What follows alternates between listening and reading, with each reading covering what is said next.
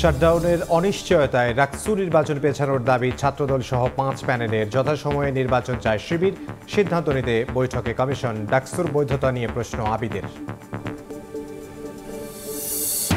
নির্বাচনকে শঙ্কায় ফেলার আন্দোলন গণতন্ত্রের পক্ষে নয়। পিআর চাইলে নির্বাচনে জিতে আসার আহ্বান বিএনপির। ফেব্রুয়ারিতে নির্বাচন না হলে দেশ ভারতের খপ্পরে পড়ার শঙ্কা।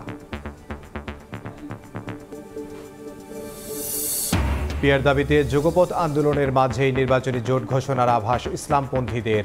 বিগ ব্রাদারের ভূমিকায় না থেকে শরিকদের সর্বোচ্চ ছাড় দিতে রাজি জামাত। ডেঙ্গিতে বেশি মৃত্যু 20 থেকে 30 বছর বয়সী রোগীর। দেরিতে হাসপাতালে আসায় বাড়ছে প্রাণহানি। এখন থেকে এক রোগীকে দেখবেন একই ডাক্তার, জানালো স্বাস্থ্য অধিদপ্তর। এবং কাউন্সিলর চেয়ে বিসিবি সভাপতির চিঠির কার্যকারিতা 15 দিনের জন্য স্থগিত। বুলবুলের অসৎ উদ্দেশ্য দেখছেন রিটকারী আইনজীবী। নির্বাচনে বাধা নেই, সন্ধ্যায় বোর্ড সভা।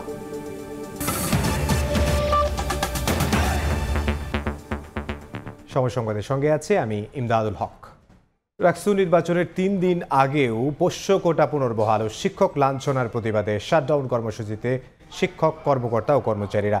এ অবস্থায় নির্বাচন পেছানোর দাবি জানিয়েছে ছাত্রদল। ক্যাম্পাসের সুষ্ঠু পরিবেশ নিশ্চিত করে নির্বাচন আয়োজনের দাবিতে ইসিতে স্মারকলিপি দিয়েছে 4টি প্যানেল। তবে ষড়যন্ত্রের অভিযোগ করে যথাসময়ে নির্বাচনের দাবি শিবির সমর্থিত প্যানেলের। চলমান বৈঠকে নির্বাচনের বিষয়ে সিদ্ধান্ত নেওয়া হবে বলে জানিয়েছে কমিশন। দীর্ঘ ৩৫ বছর পর আগামী 25 সেপ্টেম্বর রাজশাহী বিশ্ববিদ্যালয় কেন্দ্রীয় ছাত্র সংসদ রাকসু নির্বাচনের ভোট, কিন্তু পোষ্য কোটা স্থগিত ও গত 20 সেপ্টেম্বর বিশ্ববিদ্যালয়ের উপাচার্য মঈনুদ্দিন সহ প্রক্টরিয়াল বডির সদস্য ও কর্মকর্তাদের লাঞ্ছনায় দোষীদের শাস্তির দাবিতে সোমবার ক্যাম্পাসে কমপ্লিট শাটডাউন কর্মসূচি পালন করেছেন শিক্ষক, কর্মকর্তা ও কর্মচারীরা। সোমবার প্যারিস রোডে মানববন্ধন ও প্রতিবাদ সভাও করেন তারা। ঢাকা, রাজশাহী, জাহাঙ্গীরনগর আর চট্টগ্রাম বিশ্ববিদ্যালয়, 3টা বিশ্ববিদ্যালয়ের প্রাতিষ্ঠানিক সুবিধা বহাল আছে, কেন আমাদের রাজশাহী বিশ্ববিদ্যালয় বহাল থাকবে না? এই যে আমাদেরকে জিম্মি করা এবং জিম্মি করার ধরন, তাদের আচরণ আমাদেরকে অনেক পীড়া দিয়েছে। এটা রাকসু নির্বাচনের জন্য খুবই হুমকি হয়ে দাঁড়িয়েছে। এক্ষেত্রে প্রশাসনও দায় এড়াতে পারবে না। উদ্ভূত পরিস্থিতি ও আসন্ন দুর্গাপূজার ছুটি উপলক্ষে ক্যাম্পাস ছেড়েছেন অনেক শিক্ষার্থী। এ কারণে অংশগ্রহণমূলক নির্বাচনের স্বার্থে ভোট পেছানোর দাবি ছাত্রদল ও স্বতন্ত্র প্রার্থীদের। যখন কমপ্লিট শাটডাউনের মতো কর্মসূচি এসেছে এবং ক্লাস পরীক্ষা সব বন্ধ, এই পরিবেশে আসলে আর শিক্ষার্থীদেরকে ক্যাম্পাসে ধরে রাখাটা সম্ভব হচ্ছে না। তারা যে চলে গেছে, যে ভোটাররা হচ্ছে প্রাণভোমরা, তাহলে নির্বাচন কমিশন কি ভোটারদের বাদ রেখে নির্বাচন করতে চায়? আমরা চাই সর্বোচ্চ ভোটার উপস্থিতিতে উৎসবমুখর পরিবেশে একটি নির্বাচন। এদিকে দুপুরে ক্যাম্পাসের পরিবহন মার্কেটে সংবাদ সম্মেলন করেন সচেতন শিক্ষার্থী সংসদ, সার্বজনীন শিক্ষার্থী সংসদ, RUCSU for radical change, United for rights সহ স্বতন্ত্র প্রার্থীরা। এ সময় নির্বাচনের সুষ্ঠু পরিবেশ ফিরিয়ে এনে যথাসময়ে ভোটের দাবি জানান তারা। পরে একই দাবিতে রাকসুর প্রধান নির্বাচন কমিশনারকে স্মারকলিপি দেন ওই 4টি প্যানেলের প্রার্থীরা। ছাত্র শিবির সমর্থিত প্যানেলের জিএস প্রার্থীর অভিযোগ, নির্বাচন পেছানোর চক্রান্ত করছে একটি চক্র। যথাসময়ে নির্বাচন আয়োজনের দাবি তার। নির্বাচন অনেক বেশি পার্টিসিপেটরি হবে এখন 25 তারিখে যদি নির্বাচন হয় সেক্ষেত্রে, এবং পূজার পর যদি আমরা নির্বাচন অনুষ্ঠিত করতে যাই সেক্ষেত্রে পার্টিসিপেশন যেমন কমে যাবে, ঠিক সেভাবে আমাদের শিক্ষা কার্যক্রম, একাডেমিক যে কার্যক্রম, এটাতে ব্যাঘাত ঘটবে। সার্বিক পরিস্থিতি বিবেচনা করে সিদ্ধান্ত নেওয়া হবে বলে জানান রাকসুর প্রধান নির্বাচন কমিশনার। সব বিষয়গুলো আমরা আমাদের মিটিংয়ে নিয়ে এসে তারপরেই আমরা সিদ্ধান্ত জানাবো আপনাদেরকে। আমরা মিটিং শেষে এই নির্বাচন 25 তারিখে হবে বা হবে না সে বিষয়ে আমরা এই মিটিংয়ে সিদ্ধান্ত নেব। সব বাধা বিপত্তি কেটে যথাসময়ে উৎসবমুখর পরিবেশে ভোট হওয়ার আশা শিক্ষার্থীদের। সাইফুর রহমান রকি, সময় সংবাদ, রাজশাহী। এই মুহূর্তে রাজশাহী বিশ্ববিদ্যালয় ক্যাম্পাসে আছেন সহকর্মী সাইফুর রহমান রকি। সরাসরি যাব তার কাছে। রকি, পোষ্য কোটা পুনর্বহাল এবং শিক্ষকের উপর হামলাকারী যারা আছেন তাদের শাস্তির দাবিতে আজকে কমপ্লিট শাটডাউন কর্মসূচি পালন করছেন বিশ্ববিদ্যালয়ের শিক্ষক, কর্মকর্তা, কর্মচারীরা, এবং তারা এই কর্মসূচিটি আসলে লাগাতার কর্মসূচি পালনের হুঁশিয়ারি দিয়েছেন। এখন পর্যন্ত আমরা যদি বলে রাখি যে এর মধ্যে দিয়ে আসলে রাকসু নির্বাচন নিয়ে কিছুটা সংশয় তৈরি হয়েছে, কারণ এমন পরিস্থিতিতে অনেক শিক্ষার্থী কিন্তু বাড়ি চলে যাচ্ছে, এমনটা আসলে দাবি করে বেশ কয়েকটি 4টি প্যানেল কিন্তু প্রধান নির্বাচন নির্বাচন কমিশনার তার কাছে স্মারকলিপি জমা দিয়েছেন এবং এই 4টি প্যানেলের যারা প্রার্থী রয়েছেন তারা কিন্তু বলছেন যে এখন যেহেতু অনেক শিক্ষার্থী সামনে দুর্গাপূজাকে সামনে রেখে বাড়ি চলে গেছে এবং যেহেতু উদ্ভূত পরিস্থিতি, এখন ক্লাস পরীক্ষা বন্ধ রয়েছে, এমন পরিস্থিতিতে চলে যাওয়ার কারণে আসলে অংশগ্রহণমূলক নির্বাচন সম্ভব নয় বলে তারা কিন্তু জানিয়েছেন।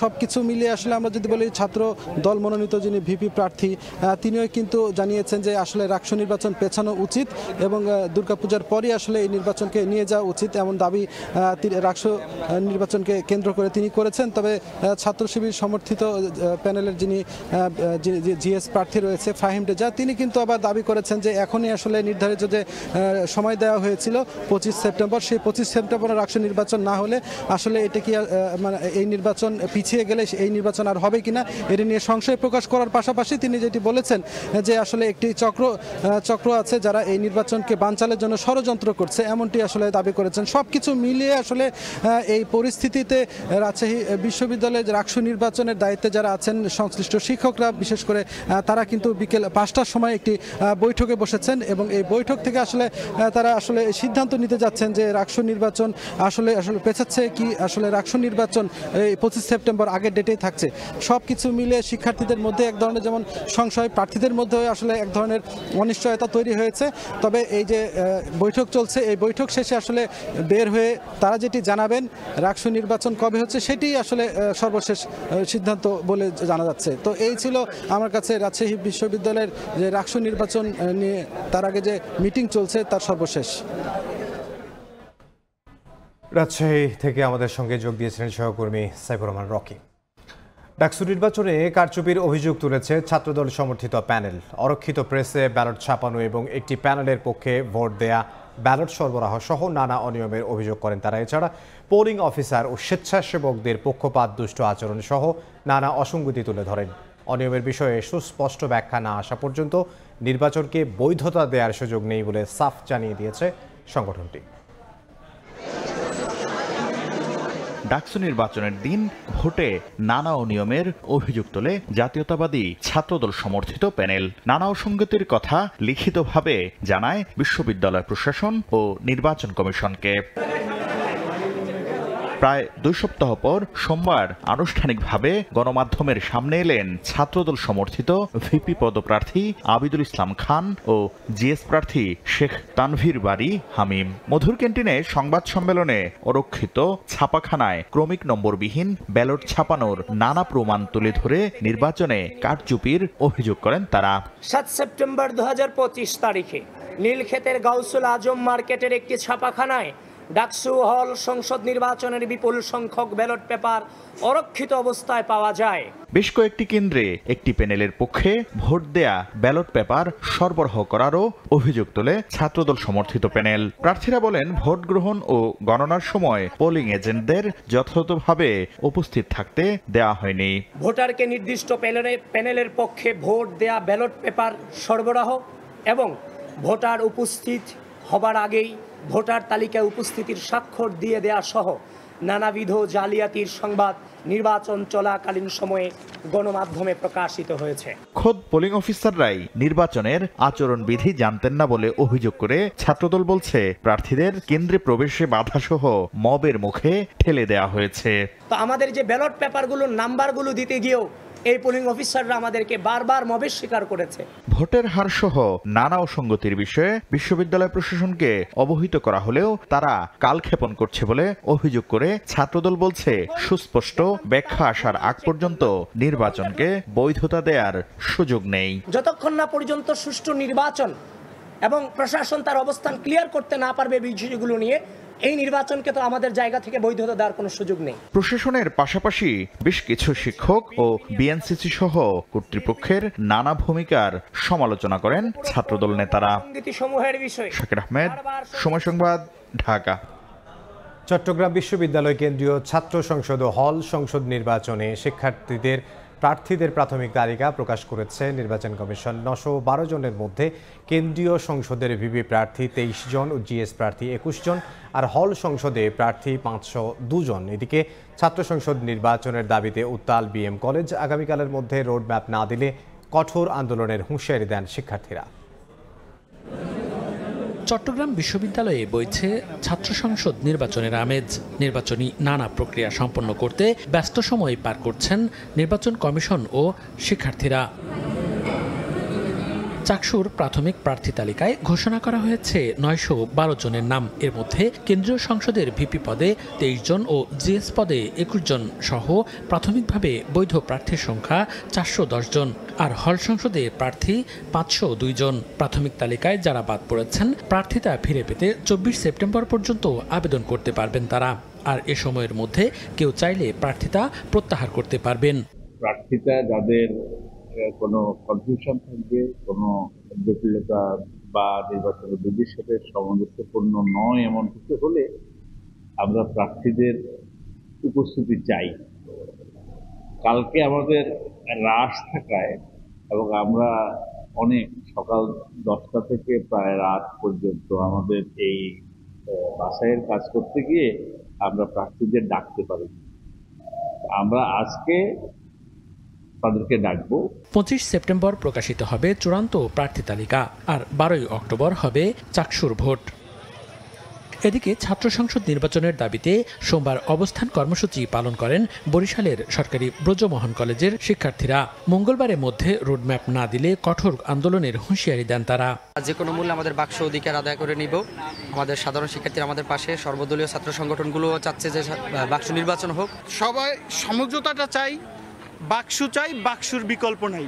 আন্দোলনকারীরা জানান 2 যুগের বেশি সময় ক্যাম্পাসে ছাত্র সংসদ নির্বাচন না থাকায় নানা সুযোগ সুবিধা থেকে বঞ্চিত হচ্ছেন দক্ষিণাঞ্চলের অন্যতম নামী প্রতিষ্ঠানের ছাত্রছাত্রীরা। মনিরুজ্জামান প্রান্ত, সময় সংবাদ। রাজধানীর আগারগাঁওয়ে নির্বাচন ভবনে সিএসির সঙ্গে বৈঠক শেষে কথা বলছেন এনসিপি নেতারা। সরাসরি যাচ্ছে সেখানে। আলোচনা হয়েছে আজকে, একটি হলো নিবন্ধন, আরেকটি হলো আমাদের প্রতীক, আরেকটি হলো আমাদের প্রবাসী ভোটাধিকার, যেটা নিয়ে আমরা দীর্ঘদিন ধরে ফাইট করতেছি। আপনাদের সামনে এখন যে নিবন্ধন প্রক্রিয়া নিয়ে কথা বলবেন আমাদেরই দলের যুগ্ম সদস্য সচিব মুসা ভাই, কথা বলবেন আপনাদের সাথে। জি, আসসালামু আলাইকুম। আপনারা জানেন যে জাতীয় নাগরিক পার্টি নিবন্ধনের যে যত শর্তাবলী আছে সেগুলো পূরণ করেই দরখাস্ত দাখিল করেছিল। এরপরে এটি সকল স্থানীয় পর্যায় থেকে ভেরিফিকেশন সম্পন্ন হয়ে নির্বাচন কমিশনে এসেছে এবং আপনারাই সংবাদ প্রকাশ করেছেন যে জাতীয় নাগরিক পার্টি সহ আরও কয়েকটি দলের ব্যাপারে নির্বাচন কমিশন নিবন্ধন দেওয়ার ব্যাপারে ইতিবাচক সিদ্ধান্ত নিয়েছে। এবং আপনারা জানেন যে রাজনৈতিক দল নিবন্ধনের বিধিমালা আছে 2008 সালের। সেই বিধিমালা অনুযায়ী যখন নির্বাচন কমিশন কোনো দলকে নিবন্ধনের সিদ্ধান্ত নেয় তখন তাদের ব্যাপারে দুইটি গণমাধ্যমে বিজ্ঞপ্তি প্রকাশের বাধ্যবাধকতা রয়েছে। আমরা এ ব্যাপারে প্রধান নির্বাচন কমিশনারের সাথে কথা বলেছি। তিনি বলেছেন তারা শীঘ্রই এই বিজ্ঞপ্তিগুলো প্রকাশ করবেন এবং সেখানে কারো যদি কোনো আপত্তি থাকে সেটার জন্য তারা একটি সময় বেঁধে দিবেন। আপনারা দেখবেন যে রাজনৈতিক দল নিবন্ধন বিধিমালা 2008-এর 7-2 বিধি অনুযায়ী ফরম 2 মোতাবেক একটি বিজ্ঞপ্তি প্রকাশ করতে হয় দৈনিক পত্রিকাগুলোতে। সেখানে যে রাজনৈতিক দলটির ব্যাপারে কমিশন ইতিবাচক সিদ্ধান্ত নিয়েছেন সেই সিদ্ধান্তটির ব্যাপারে সেই দলের নাম তারা উল্লেখ করেন এবং ওই ফর্মে আপনারা দেখবেন উল্লেখ আছে যে উহাদের প্রার্থিত প্রতীক। সেখানেও আমরা আজকে প্রধান নির্বাচন কমিশনারকে বলে এসেছি যে উহাদের প্রার্থিত প্রতীক হিসাবে যেন আমাদের যে 3টি প্রতীক আমরা প্রার্থিত ছিল, আমাদের শাপলা, লাল শাপলা এবং সাদা শাপলা, সেগুলো থেকে যে কোনো একটি যেন সেখানে ওই বিজ্ঞপ্তির ভিতরে উল্লেখ করা হয়। এরপরে নিয়ম অনুযায়ী ওখানে যে কোনো ব্যক্তি বা কোনো প্রতিষ্ঠান তাদের যদি আপত্তি থাকে সেটি জমা দিতে পারবে এবং সেই আপত্তিগুলো নিষ্পত্তির পরে নির্বাচন কমিশন চূড়ান্তভাবে তারা সার্টিফিকেট ইস্যু করার সিদ্ধান্ত নেবে এবং সার্টিফিকেট যখন চূড়ান্তভাবে ইস্যু করবে সেখানে একটি নিবন্ধন নম্বর থাকবে, তারিখ থাকবে এবং চূড়ান্তভাবে বরাদ্দকৃত প্রতীকটি তখন থাকবে। অর্থাৎ ঠিক এই মুহূর্তে চূড়ান্তভাবে বরাদ্দকৃত প্রতীকটি উল্লেখ থাকবে না। এটি আমরা প্রধান নির্বাচন কমিশনারের সাথে আলোচনা হয়েছে এবং আমরা বলেছি যে প্রার্থিত প্রতীক যেহেতু আমাদের শাপলা, লাল শাপলা এবং সাদা শাপলা ছিল, সেটি যেন ওই বিজ্ঞপ্তিতে উল্লেখ থাকে। এই বিষয়টিতে আমরা তাদের সাথে কথা বলেছি। না, কমিশন এটি তো আপনারা জানেন যে কমিশন আইন অনুযায়ী চলে এবং আইনের যে বিধিমালা আছে বিধিমালায় উল্লেখ রয়েছে যে যখন কোনো দলের ব্যাপারে কমিশন চূড়ান্ত সিদ্ধান্ত নেয় ইতিবাচকভাবে তখনই একটি পত্রিকায় বিজ্ঞপ্তি প্রকাশের ব্যাপারটিতে আসে। অর্থাৎ কমিশন যখন পত্রিকায় বিজ্ঞপ্তি প্রকাশের দিকে যাচ্ছে, আমরা আশাবাদী যে আমাদেরকে নিবন্ধন দেওয়ার যে শর্ত সেগুলো পূরণ করেছি এবং নির্বাচন কমিশন আমাদের ব্যাপারে ইতিবাচক সিদ্ধান্ত নিয়েই এই বিজ্ঞপ্তিটি প্রকাশ করতে যাচ্ছে। অতএব আমরা আশা করছি যে এই প্রক্রিয়াটি শেষ হলেই চূড়ান্তভাবে আমরা নিবন্ধন সার্টিফিকেটটি পাবো। সেটা হচ্ছে আপনারা সিদ্ধান্ত নিয়েছেন বা একটা আলোচনা চলছে গণ অধিকার পরিষদের সঙ্গে আপনারা এক হচ্ছে, সেই জায়গায় কোন দলের নিবন্ধন থাকবে, কোন দলের নিবন্ধন থাকবে না, কোন দলের প্রতীক থাকবে। নির্বাচন কমিশন সচিবালয়ে কথা বলছিলেন এনসিপি নেতারা, আমরা সরাসরি ছিলাম সেখানে। পিআর পদ্ধতিতে নির্বাচনের দাবিতে আন্দোলন কোনোভাবেই গণতন্ত্রের পক্ষে নয়। পিআর চাইলে আগে নির্বাচনে জিতে আসার আহ্বান বিএনপি নেতাদের। তারা আরও বলছেন, ফেব্রুয়ারিতে নির্বাচন না হলে ভারতের খপ্পরে পড়বে দেশ, তাই ষড়যন্ত্র প্রতিহত করার বিকল্প নেই। তারা আরও বলেন, 111-এর মতো -2 বাস্তবায়নের লক্ষ্যে বিএনপির বিরুদ্ধে পরিকল্পিতভাবে অপপ্রচার চালাচ্ছে একটি মহল। আগামী নির্বাচন কোন পদ্ধতিতে হবে এ নিয়ে রাজনৈতিক দলগুলোর পাল্টাপাল্টি যুক্তিতর্কে বাড়ছে সংশয়। পিআর সহ নানা দাবিতে আলোচনার টেবিল ছেড়ে কোনো দল নেমেছে রাজপথে।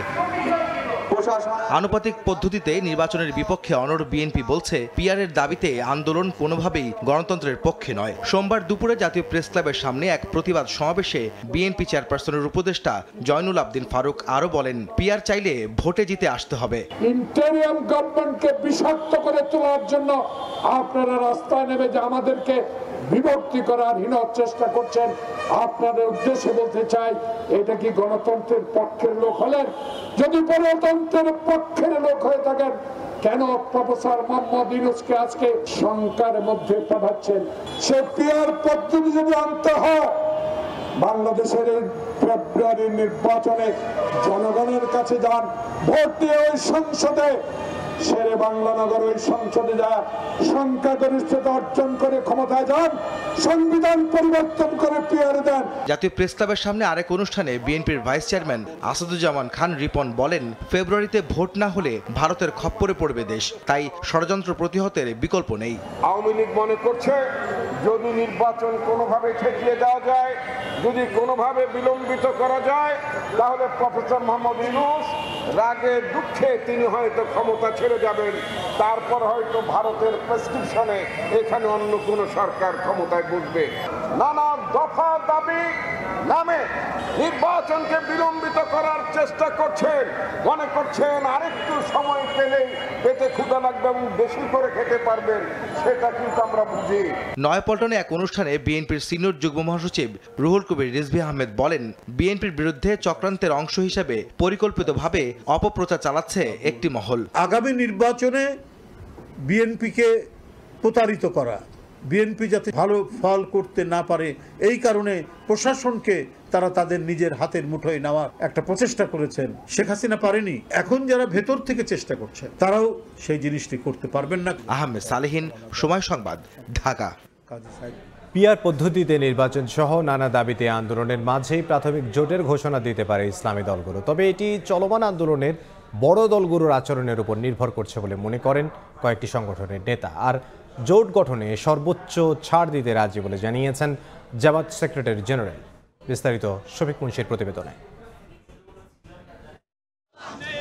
জুলাই সনদের আইনি ভিত্তি, পিআর পদ্ধতিতে নির্বাচন সহ বিভিন্ন দাবিতে কর্মসূচি নিয়ে রাজপথে বেশ কয়েকটি ইসলামী দল। রাজধানী ও বিভাগীয় শহরে আলাদা আলাদা বিক্ষোভ সমাবেশ ও মিছিল করেছেন দলগুলোর নেতাকর্মীরা। প্রায় অভিন্ন দাবি নিয়ে আন্দোলনের মধ্যেই এবার আলোচনায় ইসলামী দলগুলোর নির্বাচনী জোট প্রসঙ্গ।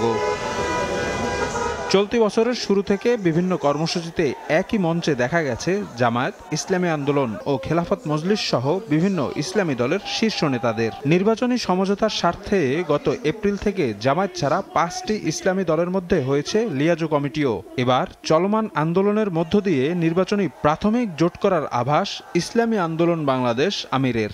ইসলামী সমমনা দলগুলো অর্থাৎ ইসলামীর পক্ষে একটা বাক্স, আর সাথে সাথে যারা দেশপ্রেমিক রয়েছে তাদেরকে নিয়ে নির্বাচনে আমরা একটা সমঝোতা করার এই সিদ্ধান্ত এবং ঘোষণা আমাদের আগেই আছে। তারই একটা বর্তমানে যে যুগপথের মতো যে আন্দোলনগুলো চলছে তারই কিন্তু একটা বাস্তবতা, এটা আপনি বলতে পারেন। এদিকে আন্দোলনের মাঠ থেকেই প্রকাশ্যে আসতে পারে জোট, এমন দাবি বাংলাদেশ খেলাফত মজলিস মহাসচিবের। তবে অন্যরা বলছেন বড় দলগুলোর আচরণের ওপর অনেকটাই নির্ভর করছে জোট গঠনের সম্ভাবনা। অনেক সময় জোট বা অ্যালায়েন্স এগুলো টেবিলে বসে বসে কিন্তু করা হয়, আবার অনেক সময় জোট অ্যালায়েন্স রাজপথেও কি হয় তৈরি হয়ে যায়। আমাদের দলীয় সিদ্ধান্ত এখন পর্যন্ত আমরা একটা বৃহত্তর ইসলামী জোট করব। আগামী নির্বাচনে আমরা ইসলামপন্থী সকল দল অথবা যে সকল দল ইসলামী দল নয় কিন্তু আমাদের সাথে চলতে স্বাচ্ছন্দ্য বোধ করে, আমরা সবাইকে নিয়ে একটা প্ল্যাটফর্ম আমরা তৈরি করব। একই কাছাকাছি দাবি নিয়ে আমরা আন্দোলন করছি। মানে আপনি আন্দোলনের ময়দানে কীভাবে বিহেভ করছেন? আপনি কি আমার নিয়ন্ত্রণ করার চেষ্টা করছেন, নাকি আপনি আপনার হিজিমনি দেখাচ্ছেন না? এটা তো আমি অনুভব করি যে আপনি হিজিমনি চেষ্টা করছেন। তাও তো একটা সন্দেহ হবে যে নির্বাচন করলে তো আপনি কী কাজ করবেন।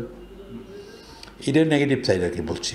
এদিকে নির্বাচনী জোট গঠনে জামায়াত সর্বোচ্চ ছাড় দিতে প্রস্তুত বলে জানান দলটির সেক্রেটারি জেনারেল। আমরা ডোমিনেট করব না, আমরা বিগ ব্রাদারলি অ্যাটিটিউড দেখাবো না।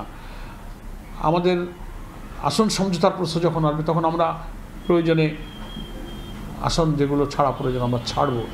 আমরা দলের মধ্যে কোনো কর্তৃত্ব নেতৃত্ব জোটের মধ্যে একটা বড় ভাই সুলভ বিগ ব্রাদারলি অ্যাটিটিউড আমাদের থাকবে না। এটা আমির জামাত বলেছেন এবং আমরা এটা আচরণে এটা আমরা প্রমাণ করছি। ধর্মভিত্তিক নয় এমন কয়েকটি দলও নির্বাচনী জোটে যুক্ত হবে এমন আশা নেতাদের। আমাদের মধ্যে আলোচনা ছিল যে যারা আমরা এই সমস্ত শফিক মুন্সি, সময় সংবাদ, ঢাকা। যারা দলের স্বার্থকে প্রাধান্য দেয় তারা পিআর চায় না বলে মন্তব্য করেছেন ইসলামী আন্দোলনের আমির সৈয়দ মোহাম্মদ রেজাউল করিম।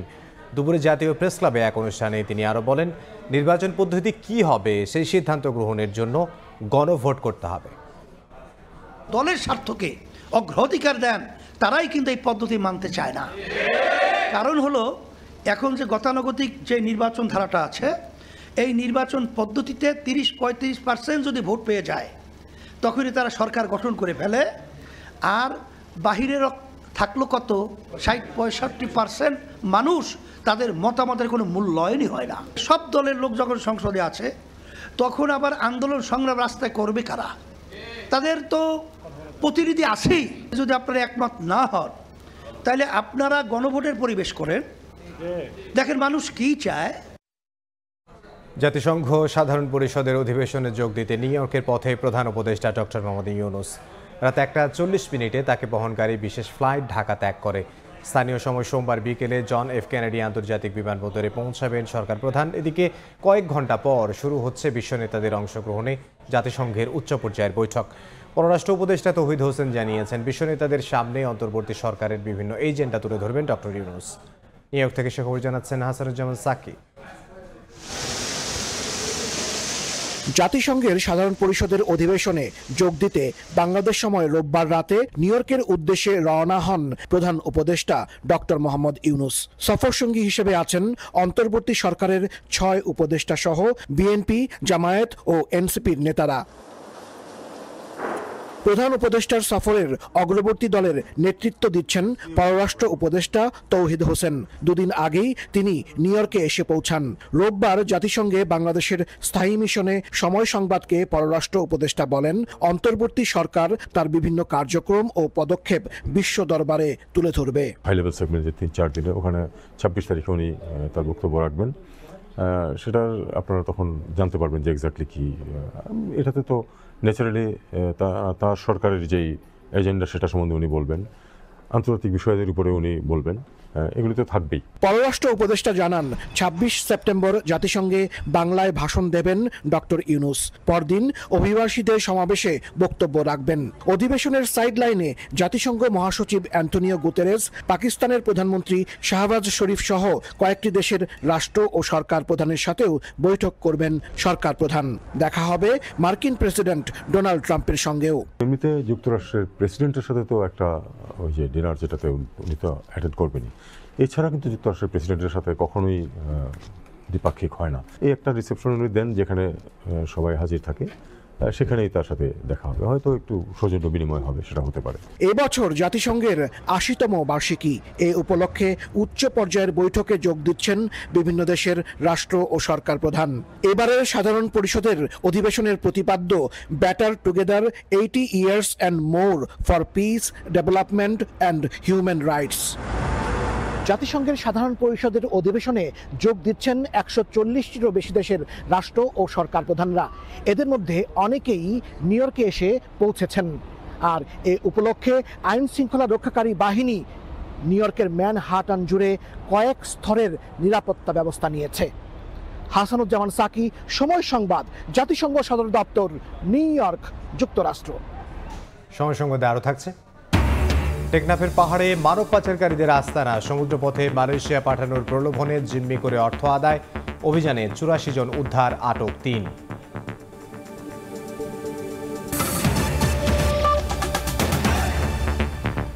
শেষ হলো শেখ হাসিনার বিরুদ্ধে জুলাই অগাস্টের হত্যা মামলায় ৪৮ জনের সাক্ষ্য জেরা। এদিন জুলাই আন্দোলনের অন্যতম সংগঠক আলী আহসান জুনায়েদকে জেরা করেন রাষ্ট্রনিযুক্ত আইনজীবী। জেরায় সরকার উৎখাতের ষড়যন্ত্রের অভিযোগ ইস্যুতে প্রশ্ন তোলেন তিনি। জবাবে সাক্ষী বলেন, ছাত্র জনতার আন্দোলন ছিল স্বতঃস্ফূর্ত, এছাড়া গণহত্যায় জড়িতদেরও বিচার দাবি করেন তিনি। শেখ হাসিনা, আসাদুজ্জামান খান কামাল ও চৌধুরী আব্দুল আল মামুনের বিরুদ্ধে জুলাই আগস্টের হত্যা মামলায় ৪৮তম সাক্ষী ছিলেন আন্দোলনের সংগঠক আলী আহসান জুনায়েদ। রোববার দেয়া জবানবন্দির ওপর সোমবার তাকে জেরা করে শেখ হাসিনার পক্ষে রাষ্ট্রনিযুক্ত আইনজীবী। জেরার শেষ পর্যায়ে সরকার উৎখাতের ষড়যন্ত্রের অভিযোগ ইস্যুতে প্রশ্ন ছুড়ে দেন রাষ্ট্রনিযুক্ত আইনজীবী। সরকারের বিরুদ্ধে যে আন্দোলনটা করেছে এটা ষড়যন্ত্রেরই অংশ, সেই হিসেবে তাদেরকে আমি ষড়যন্ত্রকারী বলেছি। আর টার্গেট করে গুলি করেছি এই জন্য, যেহেতু এটা একটু ষড়যন্ত্র, সেই জন্য আমি মনে করি এবং আমার ক্লায়েন্ট মনে করে যে এই গুলিগুলি তার নির্দেশে আমার শেখ হাসিনা, আমার যে আসামি শেখ হাসিনা স্বরাষ্ট্রমন্ত্রী, তাদের নির্দেশে হয় নাই। এটা তারা নিজেরাই যে কোনোভাবে হোক তৈরিকৃত একটি গুলির অংশ। আসামি পক্ষের এমন প্রশ্নে হতবাক সাক্ষীর কাঠগড়ায় দাঁড়ানো জুনায়েদ। জবাবে বলেন, এটি ছিল ছাত্র জনতার স্বতঃস্ফূর্ত ও বৈধ আন্দোলন। যেখানে নির্মমভাবে হেলিকপ্টার থেকে গুলি করা হলো, মানে নানাভাবে গুলি করে আন্দোলনকারীদেরকে হত্যা করা হলো, সেখানে বলা হচ্ছে যে এগুলো ছিল ষড়যন্ত্র। এই যে আওয়ামী মানসিকতা, এই যে ফেসিবাদী মানসিকতা, এই ফেসিবাদী মানসিকতাকেই বাংলাদেশের মানুষ এই গণ অভ্যুত্থানের মধ্য দিয়ে প্রত্যাখ্যান করেছে। এটা কোনো সরকার পতনের আন্দোলন বা মেটিকুলাস ডিজাইন ছিল না, বা ষড়যন্ত্র ছিল না, বা পরিকল্পনা ছিল না, ছাত্রদের ন্যায্য দাবি ছিল। এদিন এ মামলায় ৪৯তম সাক্ষী হিসেবে ট্রাইব্যুনালে জবানবন্দি দেন গুলিতে নিহত সৈকতের বোন সাবরিনা আফরোজ সেবন্তী। এবার উচ্চ মাধ্যমিকের পাঠ্য বইয়েও আসছে পরিবর্তন। নির্দিষ্ট দল ও ব্যক্তির অতিরঞ্জিত বন্দনা পরিহার করে গণতান্ত্রিক আন্দোলনের নেতাদের অবদানকে যৌক্তিক রূপে উপস্থাপনের নির্দেশনা দিয়েছে এনসিটিভি। যুক্ত হচ্ছে শহীদ রাষ্ট্রপতি জিয়াউর রহমানের স্বাধীনতার ঘোষণা। এছাড়া 2014, 18 এবং 24 সালের বিতর্কিত নির্বাচনে স্থান পাচ্ছে বইয়ে। বিশেষজ্ঞরা বলছেন, পাঠ্য বইকে গ্রহণযোগ্য করতে ইতিহাসের নির্মোহ উপস্থাপনা জরুরি। বিগত কয়েক বছরে প্রাথমিক ও মাধ্যমিকের মতো একাদশ ও দ্বাদশ শ্রেণীর বইয়েও যুক্ত হয়েছে নানা বিতর্কিত বিষয়বস্তু। মহান মুক্তিযুদ্ধ সহ গণতান্ত্রিক আন্দোলনে একটি রাজনৈতিক দল ও একক ব্যক্তিকে প্রাধান্য দিয়ে পাঠ্য বইয়ে অতিরঞ্জন ও ইতিহাস বিকৃতি দেখা গেছে। 2026 সালের একাদশ শ্রেণীর পাঠ্য বইকে গ্রহণযোগ্য করতে ইতিহাস, বাংলা, পৌরনীতি ও সুশাসন বইয়ে আসছে নানা পরিবর্তন। ন্যাশনাল কারিকুলাম কোঅর্ডিনেশন কমিটি এনসিসিসির অনুমোদন সাপেক্ষে বিভিন্ন প্রকাশনীকে নানা নির্দেশনাও দিয়েছে জাতীয় শিক্ষাক্রম ও পাঠ্যপুস্তক বোর্ড এনসিটিবি। সবচেয়ে বড় পরিবর্তন আসছে পৌরনীতি ও সুশাসন বিষয়ে। প্রথম কয়েকটি অধ্যায়ে রাজনৈতিক নেতাদের অবদান সমানভাবে তুলে ধরার পাশাপাশি সংযোজন করা হবে শহীদ রাষ্ট্রপতি জিয়াউর রহমানের স্বাধীনতার ঘোষণা। স্থান পাচ্ছে তত্ত্বাবধায়ক ব্যবস্থা বাতিলের উদ্দেশ্যে পাশ হওয়া বিতর্কিত পঞ্চদশ সংশোধনীর আলোচনা। সবচেয়ে বেশি মুক্তিযুদ্ধের ইতিহাসে উপেক্ষিত হয়েছেন শহীদ রাষ্ট্রপতি জিয়াউর রহমান। স্বাধীন বাংলাদেশের অভ্যুদয় সবকিছু একটা দল এবং ব্যক্তি কেন্দ্রিক এটাকে পরিণত করা হয়েছিল। এই ধরনের ফেসিবাদ যেন তৈরি না হতে পারে সেইগুলোর জন্য এগুলো পাঠ্যসূচিতে অন্তর্ভুক্ত হওয়া দরকার। এছাড়া অষ্টম অধ্যায়ে বাংলাদেশের নির্বাচন ব্যবস্থা অংশে 2008 সালের পাতানো নির্বাচন, 2014 ভোটের আগে 154 আসনে বিনা ভোটে প্রার্থীদের জয়, 2018 সালের রাতের ভোট এবং 2024 সালের ডামি নির্বাচনের কথা পাণ্ডুলিপিতে যুক্ত করার প্রক্রিয়া শুরু হয়েছে। তত্ত্বাবধায়ক ব্যবস্থা বাতিল করে আবার দলীয় সরকারের অধীনে 2014, 18, 24-এর যে নির্বাচনগুলো করেছে সেই নির্বাচনের মধ্য দিয়ে কার্যত বাংলাদেশের মানুষের যে গণতান্ত্রিক অধিকার সেটাকে আবার পুরোপুরি হরণ করে নেওয়া হয়েছে। শিক্ষাবিদ ও কারিকুলাম বিশেষজ্ঞরা বলছেন, ফেসিবাদী শাসন আমলে পাঠ্য বইয়ে নির্দিষ্ট দল ও ব্যক্তিবিশেষের অতিরঞ্জিত বন্দনায় গ্রহণযোগ্যতা হারিয়েছে পাঠ্য বই। তাই নির্মোহ বয়ানের উপস্থাপনা জরুরি। জাতীয় প্রত্যাশার উপর ভিত্তি করে আমাদের জাতীয় শিক্ষা দর্শন এস্টাবলিশ করতে হবে। সেই জাতীয় দর্শনকে অর্জন করবার জন্য আমাদেরকে প্রত্যেকটা শিক্ষা স্তরের জন্য ভিন্ন ভিন্ন জাতীয় শিক্ষার উদ্দেশ্য নির্ধারণ করতে হবে। আমাদের সেই শিক্ষার উদ্দেশ্যের উপর ভিত্তি করে আমাদের জাতীয় শিক্ষার নীতি গঠন করতে হবে। সেই জাতীয় শিক্ষার নীতির উপর ভিত্তি করে আমাদেরকে জাতীয় শিক্ষা ক্রম তৈরি করতে হবে, প্রত্যেকটা স্তরের জন্য আলাদা আলাদা। তবে পাঠ্যপুস্তকের মতো জাতীয় ইস্যুতে ঐক্যমত্য না হলে কোনো পরিবর্তনেই সমাধান আনবে না বলে মনে করছেন শিক্ষাবিদরা। তারা এই কাজগুলো করবে। শাকির আহমেদ, সময় সংবাদ, ঢাকা। উন্নত চিকিৎসার জন্য সিঙ্গাপুরের উদ্দেশ্যে ঢাকা ছেড়েছেন গণ অধিকার পরিষদের সভাপতি নুরুল হক নূর। সেখানে মাউন্ট এলিজাবেথ হাসপাতালে চিকিৎসা নেবেন তিনি। সকালে বিমান বাংলাদেশের সিঙ্গাপুরগামী একটি ফ্লাইটে ঢাকা ছাড়েন নূর। এ সময় দলীয় নেতাকর্মীরা তাকে বিদায় জানান। দলের মুখপাত্র ফারুক হাসান বলেন, নুরুল হক নূর বিদেশে চিকিৎসা নিতে চাননি। দেশের চিকিৎসা ব্যবস্থায় আস্থা রয়েছে তার। তবে মেডিকেল বোর্ড জানিয়েছে উন্নত চিকিৎসার জন্য তাকে বিদেশে নেয়ার বিকল্প নেই। গণ অধিকার পরিষদ সভাপতির চিকিৎসায় 4 থেকে 6 সপ্তাহ সময় লাগতে পারে বলে জানিয়েছেন চিকিৎসকরা। দেশে ডেঙ্গির প্রকোপ ক্রমেই ভয়াবহ রূপ নিচ্ছে। চলতি বছর এখন পর্যন্ত মৃত্যু হয়েছে 179 জনের। স্বাস্থ্য অধিদপ্তর বলছে এবার মৃত্যুহার বেশি 20 থেকে 30 বছর বয়সী রোগীর। পরিস্থিতি মোকাবিলায় গঠন করা হচ্ছে আলাদা চিকিৎসক কমিটি। ভয়াবহ রূপ নিচ্ছে ডেঙ্গুর প্রকোপ। প্রতিদিনই বাড়ছে মৃত্যু ও আক্রান্তের সংখ্যা। রোববার 24 ঘন্টায় ডেঙ্গুতে 12 জনের মৃত্যুর তথ্য জানিয়েছে স্বাস্থ্য অধিদপ্তর, যা একদিনে বছরের সর্বোচ্চ মৃত্যু। এমন পরিস্থিতিতে সোমবার সংবাদ সম্মেলনে আসে স্বাস্থ্য অধিদপ্তর। জানানো হয়, এবছরের সবচেয়ে বেশি মৃত্যুর হার 20 থেকে 30 বছর বয়সী রোগীর। আর এসব রোগী হাসপাতালে আসার 2-3 দিনের মধ্যেই মৃত্যুবরণ করেন। যারা জ্বরে ভুগছিলেন 6 থেকে 7 দিন। এছাড়া আক্রান্ত শিশুদেরও আছে মৃত্যু ঝুঁকি। 114টা রোগীর মধ্যে 57টা রোগী হাসপাতালে ভর্তি হয়ে 24 ঘন্টার মধ্যে মারা গেছে। 50% এবং 70% রোগী হাসপাতালে ভর্তি হওয়ার 48 ঘন্টার মধ্যে মারা গেছে। এ সময় স্বাস্থ্য অধিদপ্তরের হাসপাতাল পরিচালক জানান, ডেঙ্গু রোগীদের চিকিৎসার জন্য আলাদা চিকিৎসক কমিটি গঠন করা হচ্ছে। এক রোগীকে একাধিক ডাক্তার নয়, এক ডাক্তারই দেখবেন। ডেঙ্গুর জন্য আমরা ফিক্সড মেডিকেল টিম করেছি, যে যত ডেঙ্গু রোগী ভর্তি হবে তারা এই যে নির্দিষ্ট যে 10 জন 12 জন মেডিকেল টিম বা বিশেষজ্ঞ সমন্বয় যে টিমটা আছে তারা চিকিৎসা দেবে।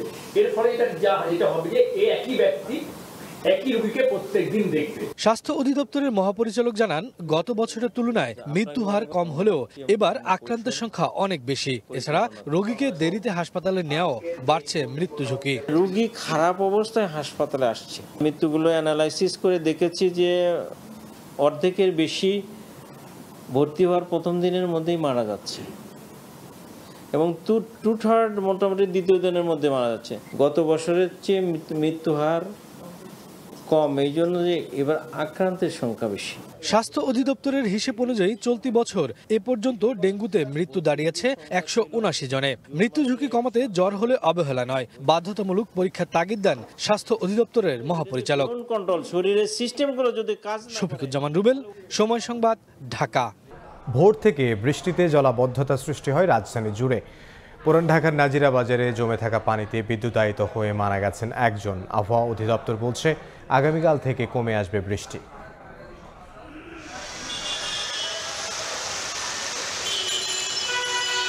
সোমবার ভোর থেকেই মুষলধারে বৃষ্টি নামে রাজধানী জুড়ে। কয়েক ঘন্টা টানা বৃষ্টিতে তলিয়ে যায় বিভিন্ন এলাকা। মৌচাক, মালিবাগ, রাজারবাগ, খিলগাঁও, বাসাবো ও মুগদাসহ বিভিন্ন এলাকায় পানি জমে দুর্ভোগে পড়েন স্থানীয়রা।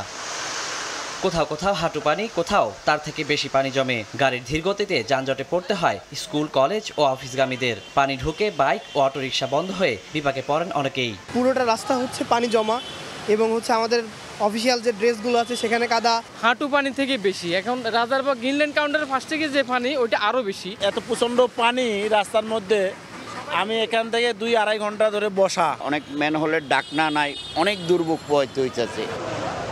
পুরান ঢাকার বংশাল, নাজিরা বাজার ও চকবাজার সহ বিভিন্ন এলাকায় জলাবদ্ধতায় ভোগান্তিতে পড়েন মানুষ।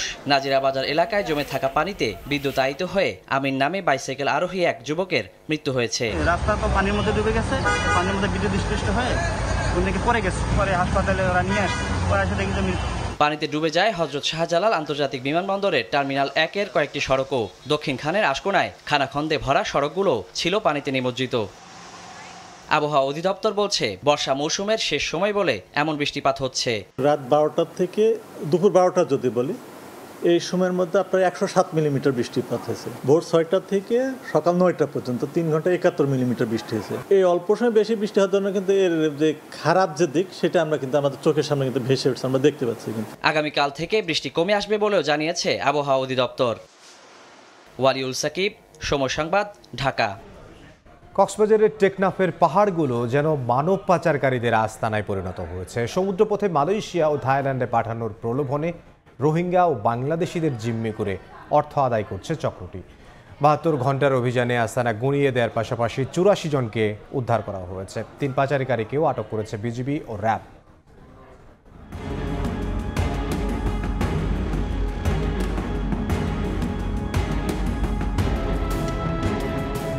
দুর্গম পাহাড়, চারপাশে গহীন অরণ্য, এরই মধ্যে গড়ে উঠেছে মানব পাচারকারীদের একের পর এক আস্তানা। হঠাৎ করেই সক্রিয় হয়ে ওঠা মানব পাচারকারী চক্র দমনে তৎপর হয়ে উঠেছে আইন শৃঙ্খলা বাহিনী। গোপন সংবাদের ভিত্তিতে বিজিবি অভিযান চালায় কক্সবাজারের টেকনাফের বাহারছড়ার কচ্ছপিয়া ও রাজাছড়া এলাকায়। অভিযানের প্রথম ধাপে উদ্ধার করা হয় 4 জনকে। ধরা পড়ে এক পাচারকারী। তাদের দেয়া তথ্যের ভিত্তিতে একাধিক দলে ভাগ হয়ে 72 ঘন্টা ব্যাপী চালানো হয় যৌথ অভিযান। প্রথমে রাজাছড়ায়, পরে আরও একাধিক আস্তানায় অভিযান চালিয়ে একের পর এক উদ্ধার করা হয় বন্দী থাকা মানুষকে। এ সময় রাজাছড়ার একটি পাহাড়ে র্যাব ও বিজিবিকে লক্ষ্য করে গুলি ছোড়ে পাচারকারী চক্রের সদস্যরা। পরে তাদের 2 সদস্যকে আটক করে বিজিবি ও র্যাব। আস্তানাগুলো থেকে জব্দ করা হয় 3টি অস্ত্র, 3 রাউন্ড গুলি ও 2টি রামদা। সংঘবদ্ধ চক্রের যারা পিছনে কলকাঠি নাড়ছে, আমরা তাদেরকে পাকড়াও করছি, তাদেরকে ধরার ব্যবস্থা করছি এবং অচিরেই তাদেরকে ধরতেও পারবো। যারা পলাতক আছে এদের সবাইকেই আমরা তালিকা করছি, যাদের পাচ্ছি না। গহীন জঙ্গল এবং আবহাওয়ার প্রতিকূলতার কারণে অনেক ক্ষেত্রে অনেকে সুযোগ পেয়েছে, বাট অচিরেই আপনারা দেখতে পাবেন যে এরা আইনের আওতায় আসবে। কক্সবাজার কাজ কোম্পানি, পরে শুনছি যে এদিকে লবণে কাজ চলে, লেবারি, পরে লবণে কাজ করছে, এসে কাজ করার পরে সে আমাকে এখানে বিক্রি করে দেয় 25,000 টাকা নেই। 50,000 টাকা মুক্তিপণ দাবি করে, আমি টাকা দিতে চাই না, পরে আবার আমাকে অন্য জায়গায় 50,000 টাকায় বিক্রি করে। সেই সময় আমি পালানোর সুযোগ পাই।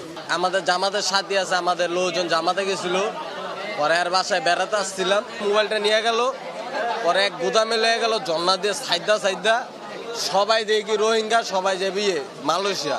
র্যাব ও বিজিবির 72 ঘন্টার যৌথ অভিযানে উদ্ধার হয় 84 জন, যার মধ্যে 18 জন বাংলাদেশি এবং 66 জন রোহিঙ্গা। সুজাউদ্দিন রুবেল, সময় সংবাদ, কক্সবাজার। সময় সংবাদে আরও থাকছে। যুক্তরাজ্য, কানাডা, অস্ট্রেলিয়ার পর ফিলিস্তিনকে পর্তুগালের স্বীকৃতি স্বাগত জানালো বাংলাদেশ। ফিলিস্তিন রাষ্ট্র কখনো প্রতিষ্ঠা হবে না, হুঁশিয়ারি নেতানিয়াহুর।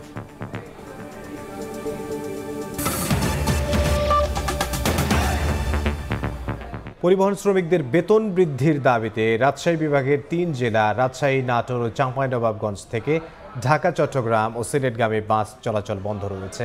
এতে দুর্ভোগে পড়েছেন যাত্রীরা। বিকল্প উপায়ে গন্তব্যে যেতে দ্বিগুণ ভাড়া গুনতে হচ্ছে তাদের। ব্যাগ হাতে কাউন্টারের সামনে যাত্রীরা, এর মধ্যেই শাটার লাগিয়ে চলে যান কাউন্টারের লোকজন। বেতন বাড়ানোর দাবিতে রাজশাহী, চাঁপাইনবাবগঞ্জ ও নাটোর থেকে ঢাকা, চট্টগ্রাম ও সিলেটগামী বাস চলাচল বন্ধ রেখেছেন তারা। পরিবহন শ্রমিকদের অভিযোগ, রাজশাহী ঢাকা রুটের স্টাফদের বেতন কম। প্রতিটি ট্রিপে একজন চালক 1100 থেকে 1250 টাকা, সুপারভাইজার 500 টাকা এবং চালকের সহকারী 400 টাকা পান। কিন্তু প্রতি ট্রিপে চালকের বেতন কমপক্ষে 2000 টাকা করার দাবি তাদের। শুধু আশ্বাস নয়, দাবির বাস্তবায়ন দেখতে চান আন্দোলনকারীরা। আমাদের যে কথাবার্তা ছিল বেতন করার আগে, তাতে আমাদের সাথে মিলে আসে নাই। আমাদের গ্যাজেটে যেটা ভাড়া বেতন আছে আমরা সেটাই দাবি, এছাড়া আর কোনো কিছু দাবি নাই। আমাদের দাবি সভা যদি মালিকানা না মানে তবে তো কর্মসূচি চলবে। বাস চলাচল বন্ধ থাকায় গন্তব্যে যেতে দুর্ভোগে পড়েন যাত্রীরা। বিকল্প উপায়ে যেতে বাড়তি ভাড়া গুনতে হচ্ছে তাদের। আমার ননদ অসুস্থ, একবারে এতে আছে লাইফ সাপোর্ট, আমি যাবো দেখতে উপায় নেই। মুন্সিগঞ্জ যাবো ইমার্জেন্সি চিকিৎসা করুন, অনায়াসা দেখে গাড়ি বন্ধ, তো আমাকে ভোগান্তি হচ্ছে। প্রত্যেকটা কাউন্টারে ঘুরে ঘুরে কোনো কাউন্টারে টিকিট পেলাম না। এদিকে দাবি পূরণ না হওয়া পর্যন্ত বাস বন্ধ রাখার হুঁশিয়ারি দিয়েছেন আন্দোলনকারীরা। ফাহরিয়া ফারজানা, সময় সংবাদ। এবার বরিশাল বিভাগের খবর।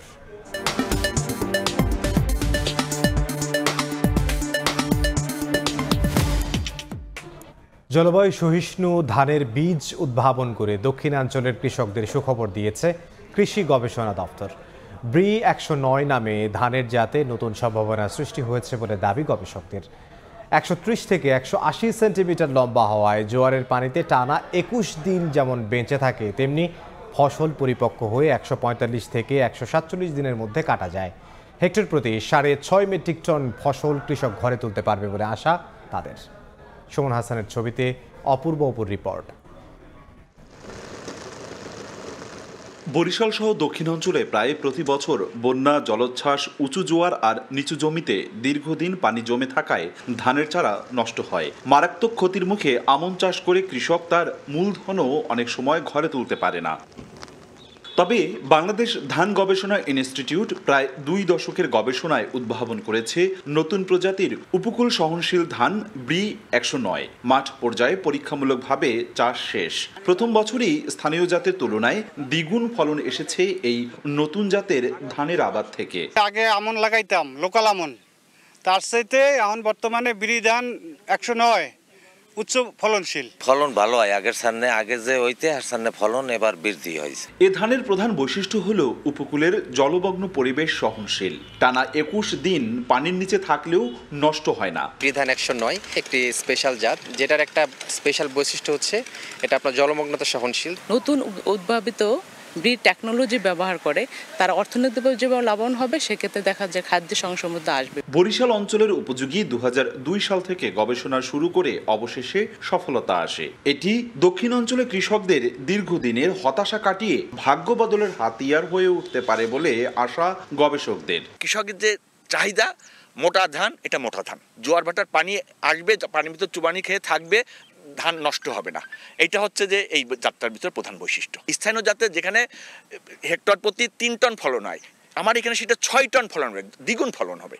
নতুন জাতের এ ধান পরিপক্ক হয়ে 145 থেকে 147 দিনের মধ্যে কাটা যায়।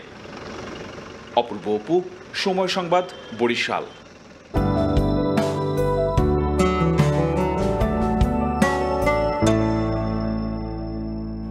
দেখে নেব এখনকার বাতাসের মান সূচক। বায়ুমান বিষয়ক সংস্থা IQAir এর সূচক অনুযায়ী বাংলাদেশে এখনকার বাতাসের মান: ঢাকা বিভাগে বায়ুর মান 80, যা সন্তোষজনক, বাতাসের আর্দ্রতা 69%। চট্টগ্রাম বিভাগে বায়ুর মান 56, এটি সন্তোষজনক, বাতাসের আর্দ্রতা 81। রাজশাহী বিভাগে বায়ুর মান 122, যা সহনীয়, আর্দ্রতা 68। সিলেট বিভাগে বায়ুর মান 55, এটি সন্তোষজনক, বাতাসের আর্দ্রতা 68%। খুলনা বিভাগের বায়ুর মান 58, যা সন্তোষজনক, বাতাসের আর্দ্রতা 89। বরিশাল বিভাগে বায়ুর মান 62, এটিও সন্তোষজনক, আর্দ্রতা 80। রংপুর বিভাগে বায়ুর মান 102, যা সহনীয়, বাতাসের আর্দ্রতা 54। ময়মনসিংহ বিভাগের বায়ুর মান 85, এটি সন্তোষজনক, বাতাসের আর্দ্রতা 64%। সারা দেশে বায়ুর মান সবচেয়ে ভালো সিলেটে 55 আর সবচেয়ে খারাপ রাজশাহীতে 122।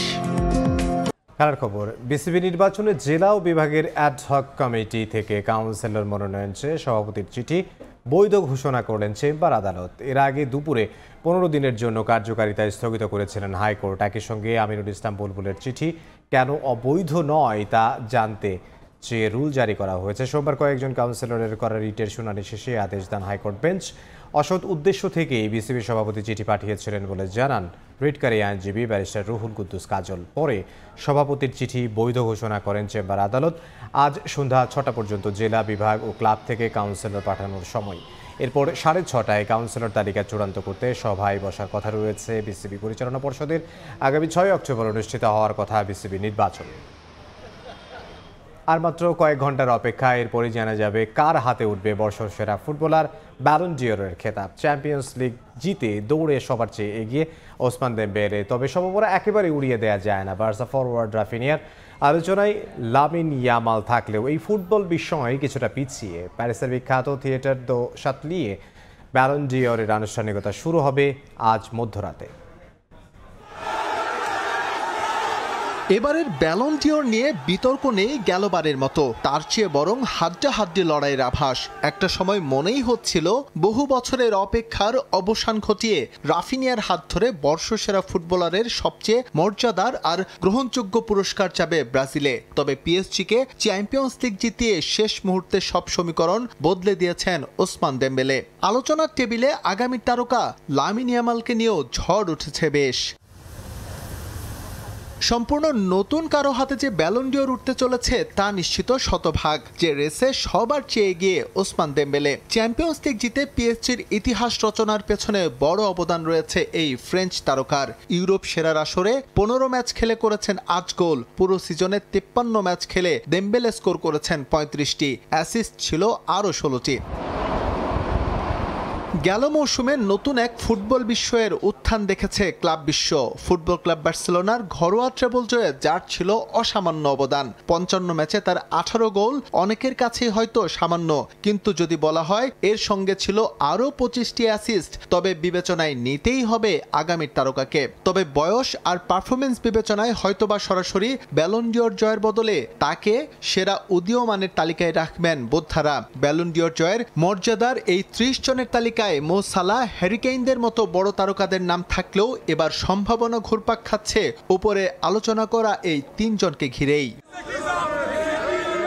সে যাই হোক, নতুন বর্ষসেরাকে বরণ করে নিতে প্রস্তুত প্যারিসের বিখ্যাত থিয়েটার দো শাতলিয়ে। মর্যাদার এই মঞ্চে এবার উপস্থাপনা করবেন ব্যালন ডি'অর জয়ী সাবেক ডাচ ফুটবলার রুড গুলিট। তার সঙ্গে আলো ছড়াবেন ব্রিটিশ সংবাদ উপস্থাপিকা এবং ক্রীড়া সাংবাদিক কেট স্কট। টানা 4র্থবারের মতো ক্যালেন্ডার ইয়ারের পরিবর্তে এবারও ব্যালন ডি'অর জয়ীর নাম ঘোষণা করা হবে সিজন পারফরমেন্স বিবেচনায়। এবার নতুন করে যেখানে আছে ক্লাব বিশ্বকাপের হিসেব নিকেশ।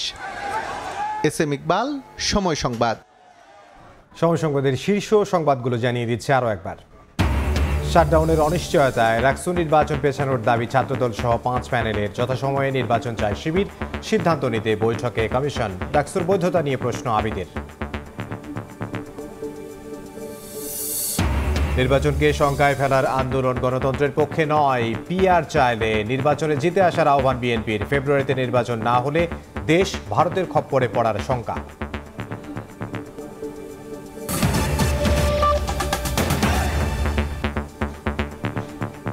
এই ছিল সময় সংবাদে। এরপর বাংলার সময় নিয়ে সঙ্গে থাকবেন সহকর্মী জাফর সাদিক। ধন্যবাদ ইমদাদ। বাংলার সময় নিয়ে ফিরছি কিছুক্ষণ পর, সঙ্গে থাকুন সময়ের।